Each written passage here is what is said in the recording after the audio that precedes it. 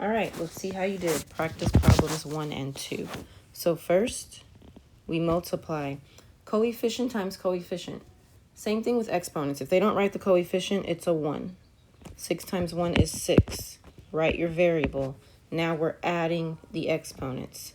5 plus a negative 1 means 5 minus. So that's 5 minus 1. We have r to the 4th. Put our plus sign. Now we're multiplying. 6 times 3, 18. Add our variable. Add the exponents. They didn't write it, so it's a 1. 5 plus 1 is 6. Practice problem 2. Coefficient times coefficient. 5 and negative 4 gives me negative 20. Then I write my variable. Add your exponents. There's nothing there, so they're 1s. 1 plus 1 is 2. Put my plus sign. Now I'm multiplying. 5 times 1 is 5. Add my variable. There's nothing to add to it, so I'm done.